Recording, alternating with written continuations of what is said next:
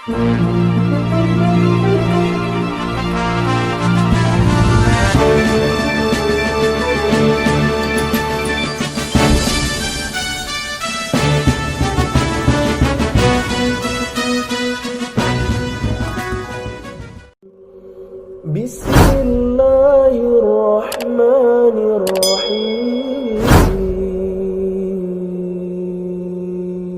Assalamualaikum warahmatullahi wabarakatuh.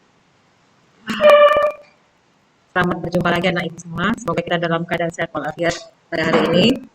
Adapun materi kita berikutnya ini adalah melanjutkan konfigurasi elektron. Yang kemarin kita telah membahas mengenai konfigurasi elektron menurut Niels Bohr per kulit. Sekarang kita akan membahas mengenai konfigurasi elektron dengan model mekanika kuantum atau model atom modern.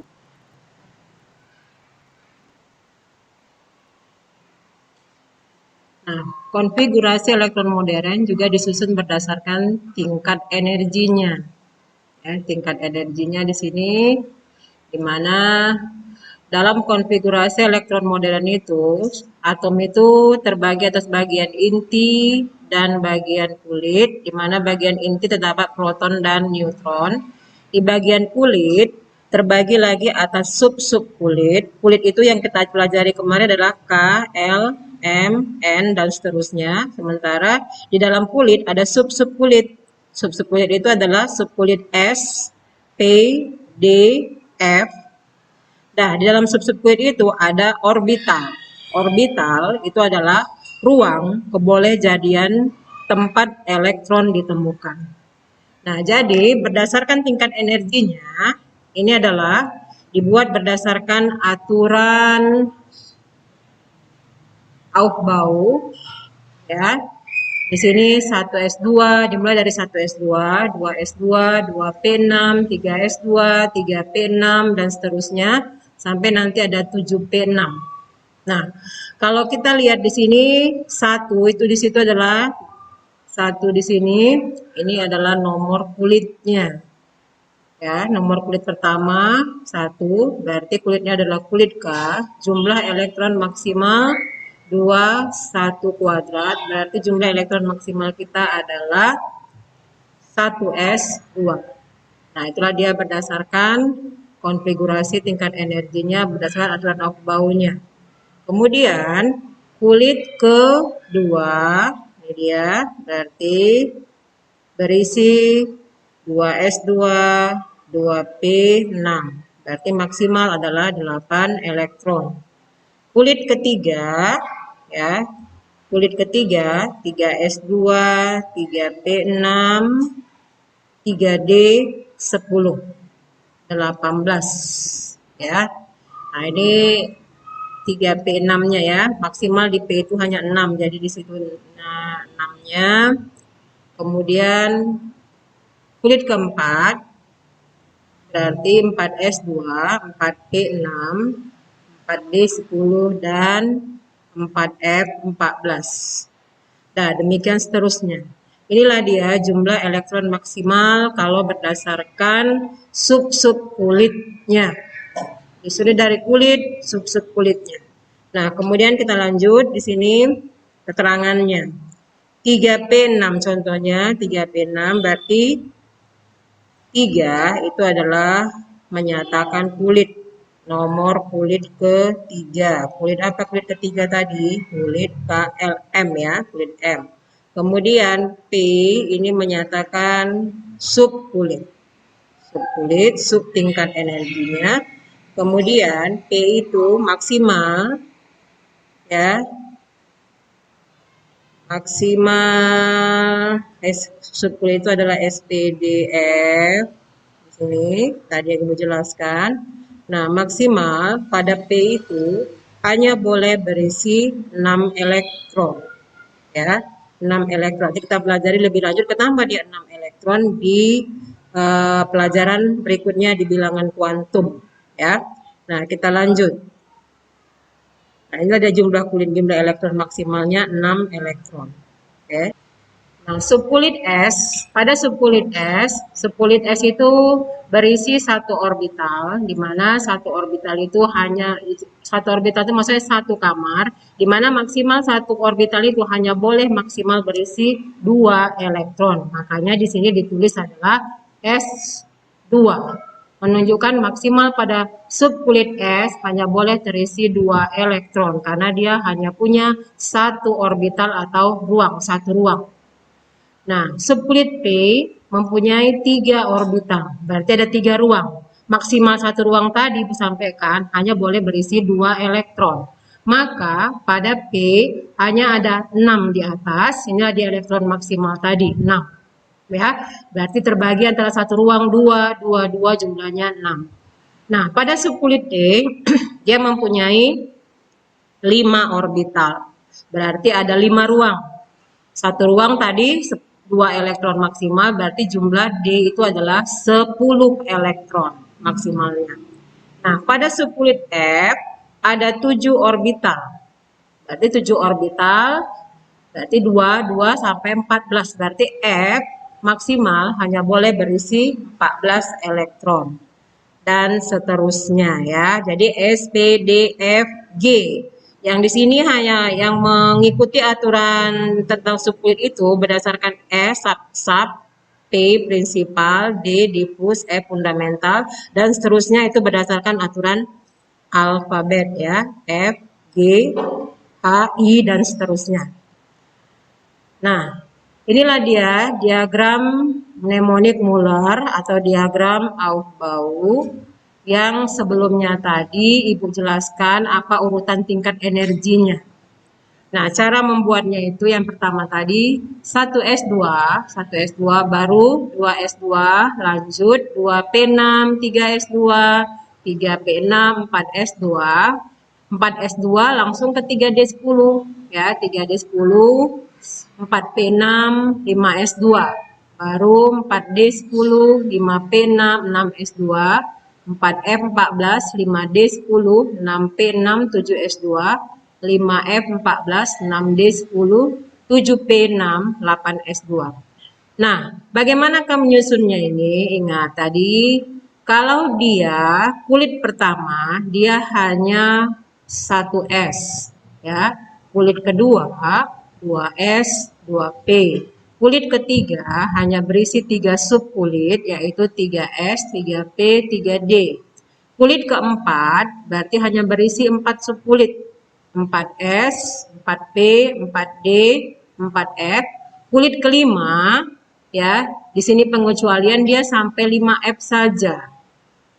Kulit ke-6 sampai 6D, kulit ke-7 sampai 7P dan seterusnya nanti ke-8 ya. Nah, ini harus kalian hafal. Jangan tak dihafal kulit apanya, tinggal membuat aturan penulisannya ini meningkat seperti ini ya. Nah, ya. Kemudian kita teruskan lagi. Nah, inilah dia urutannya tadi. Ya. Jadi yang di awal tadi kita dapat dari diagram mnemonik Muller. Nah, berikutnya ini kita ambil contoh konfigurasi elektron dari N nitrogen dengan nomor atom 5. Nah, kita buat di sini berdasarkan kulit KLMOP-nya. Nitrogen dengan nomor atom 5, nama unsurnya nitrogen, jumlah elektron maksimalnya, jumlah elektronnya 5 sesuai dengan nomor atom. Nah, di sini bagaimana menulis konfigurasi elektronnya berdasarkan teori mekanika kuantumnya. Nah, ini dia ya. Berarti kalau dia berdasarkan kulit 2, 3. Berdasarkan Bor. Nah, selanjutnya kalau dia berdasarkan modern, inilah dia. 1S2, 2S2, 2P1. Berarti tetap dia kulit pertama itu hanya berisi 2 elektron 1S2. Kulit kedua berarti ini dijumlahkan 2 tambah 1 berarti 3. Ya, nah kita lanjut. Inilah dia. 1S2, 2S2, 2P1. Jadi ini berdasarkan Niels Bohr dan ini berdasarkan teori atom modern. Semuanya ada keterkaitannya.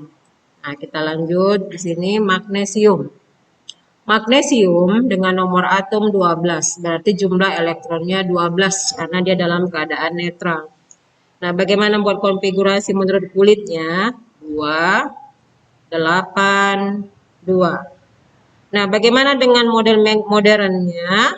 Kita buat, dimulai dari 1S2 ya. 1S2, 2S2, 2P6, baru 3S2.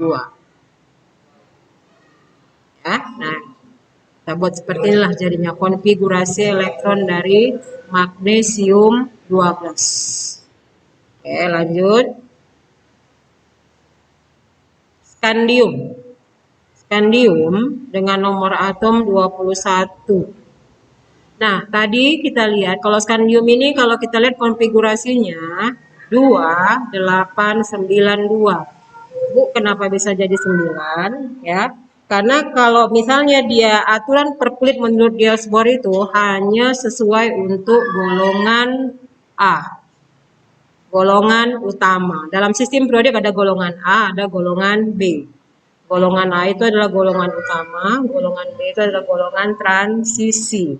Jadi kalau transisi ini dia agak berbeda konfigurasinya dengan golongan utama. Jadi kalau kita buat di sini skandium 2892. Kenapa dia bisa 9 di kulit M? Kita lihat konfigurasinya berdasarkan Aufbaunya. Ya. 1S2, 2S2, nah 2P6, habis 3S, 3P, oke, baru habis 3P, baru dia di 4S, berarti jumlahnya baru 2, 10, ya 20, berarti tinggal satu lagi, habis 4S, berapa? 3D. Nah inilah dia, kenapa dibuat dia menjadi 9, berarti di kulit M, kulit ketiga, dijumlahkan semua, 2, 6, 1, berarti 9. Ya, inilah keistimewaan pengecualian dari golongan transisi. Dibuat dulu dia berdasarkan Aufbaunya, baru dibuat berdasarkan kulitnya. Maka kulit ketiga dia maksimal berisi di situ adalah 9. Baru terakhir kulit keempatnya 2. Nah, contoh berikutnya adalah ruterium. Ruterium dengan nomor atom 44. Berarti jumlah elektronnya 44. Konfigurasinya 2, 8, 18. Ya, kalau menurut Aufbaunya seperti di bawah. Nah, 1S2, 2S2, 2P6, 3S2, 3P6, 4S2, 3D10. Ya, 3D10, 4P6, 5S2. Oke. Nah, dari 5S2 baru 4D6. Nah, inilah dia pengisiannya. Berarti di kulit keempat, ya, dia berisi 14 elektron. Sementara kulit terakhirnya berisi 2 elektron, berarti tidak boleh lebih dari 8 seperti yang kita aturan kemarin ya. Bahwa elektron valensi itu tidak boleh lebih dari 8. Elektron valensi itu adalah elektron yang berada pada kulit paling luar atau kulit paling jauh. Nah, lanjut kromium. Kromium sesuai dengan Aufbaunya seperti inilah dia. Bagaimana kita susun dari Aufbaunya tadi? Ini 1S2, 2S2, 2P6, 3S2, nah, 4S1, 3D5. Nah, kenapa ini bisa seharusnya 2 di sini? Kenapa S di sini bisa 1, di sini bisa 5, sementara ini seharusnya berapa? 2. Nah, inilah yang disebut dengan aturan Kuhn. Pada orbital suborbital D tidak boleh berisi 4 atau 9 elektron. Nah, jika ada seperti ini isinya, ini harus dikembalikan ke setengah penuh, ya, setengah penuh. Bahwa atom itu stabil dengan setengah penuh daripada berisi ada orbital yang kosong. Nah, inilah dia nanti kita pelajari lebih lanjut ya, di bilangan kuantum juga nanti lebih lanjut akan dilihat. Nah, kita ambil contohnya ini apanya ini, konfigurasinya. Berarti menjadi 2, 8, 13, 1. Ya, inilah dia golongan transisi. Ini pengecualian golongan transisi ya. Argentum juga golongan transisi. Nah, kita buat berdasarkan Aufbau atau mnemonic Muller tadi. Inilah dia konfigurasinya. Di sini kan kalau kamu lihat ada 5s2, 4d9. Ini harus pindah dari sini nanti. Di D berarti diambil S ini bisa pindah ke D menjadi 5s1, 4d, 10. Nah, lebih lanjut kita lihat di apanya, di konfigurasinya seperti ini. Oke, nah, lanjut kita lihat. Itulah dia. Berarti di kulit O, dia ada 18, di kulit terakhirnya 1 elektron. Sesuai dengan Aufbaunya dan sesuai dengan kulitnya. Kita lihat, ini menyingkat konfigurasi. Tadi kita lihat dengan diagram mnemonik yang sangat panjang, tadi bisa dibuat dengan rumus ringkasnya. Rumus ringkas atau menyingkat konfigurasi ini dengan menggunakan notasi unsur gas mulia. Gas mulia itu, kenapa dipakai gas mulia? Karena dalam kimia gas mulia itu adalah sangat stabil. Stabil kenapa? Karena elektron valensinya sesuai dengan aturannya itu berisi maksimal sudah penuh. Ya, kulit pertama 2, kulit kedua nanti dia 8 semua. Kita lihat di sini konfigurasinya. Ya. Nah, helium 1s2 batasnya ya. Batas konfigurasi untuk menyingkat nanti. Neon dengan nomor atom 10. Terus oke. Batasnya.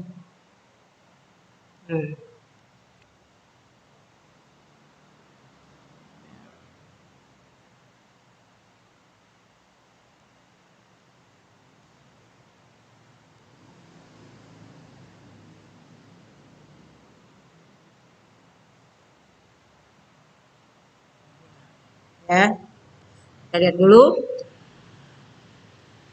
Gas mulia helium dengan nomor atom 2, neon 10, argon 18, kripton 36, xenon 54. Ini harus dihafal. Bagaimana cara menghafalnya? Ada triknya. Memang kalian harus tahu, tidak semua unsur itu bisa diingat semua ya, tapi dia harus bisa dihafal. Kalau misalnya kalau ibu cara menghafalnya, nih, heboh itu helium, negara neon, Argentina argon, kripton itu karena, xenon, ada lagi satu lagi yang disebut dengan radon ya. Radon itu adalah unsur radioaktif. Jadi kita batasnya sampai di sini saja.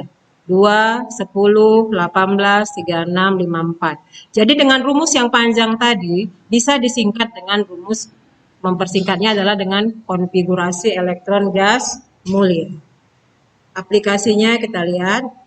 Nah, tadi kita lihat di sini ya, ini rumus ringkas tadi.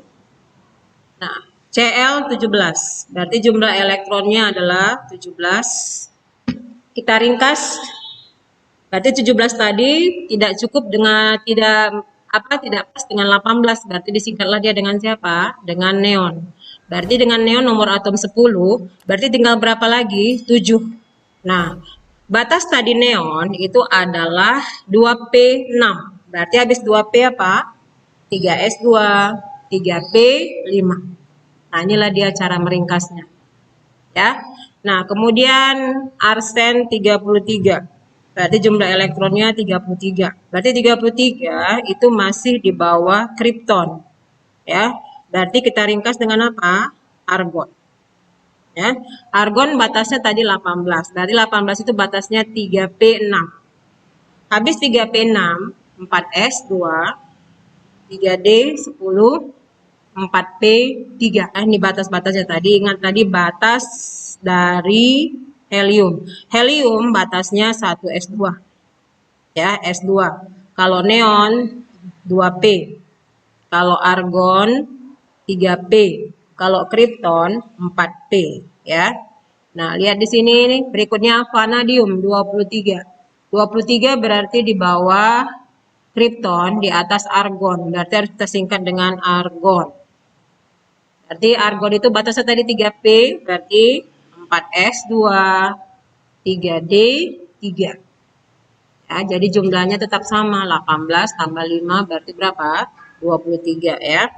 Nah, molibdenum dengan nomor atom 42, berarti 42 batasnya itu adalah kripton 36. Ya, tadi si xenon kan 54. Nggak mungkin dengan xenon. Kenapa? Karena masih kurang nilainya. Berarti dia disingkat dengan apa? Kripton. Ya, kripton tadi batasnya adalah 4P. Berarti 4P habis 4P apa? Nah, 5S2, 4D, 4. Ya, ini kan ini terakhir seperti ini tadi. Ingat aturan tadi, aturan Hun. Ya, kalau ketemu yang seperti ini harus diubah menjadi 5S1, 4D5. Inilah dia yang benarnya. Pertemuan kita hari ini tentang konfigurasi elektron berdasarkan teori atom modern, ya. Jangan lupa buat ringkasannya di rumah dan nanti di-share melalui Edmodonya. Ya, pengshare-annya itu 2 hari setelah Ibu tayangkan ini semua. Kemudian berikutnya, minggu berikutnya nanti akan kita, pertemuan berikutnya akan diberikan latihan ya. Nah, Ibu sudahi dengan billahi taufiq wal hidayah. Assalamualaikum warahmatullahi wabarakatuh. Alhamdulillahi rabbil alamin.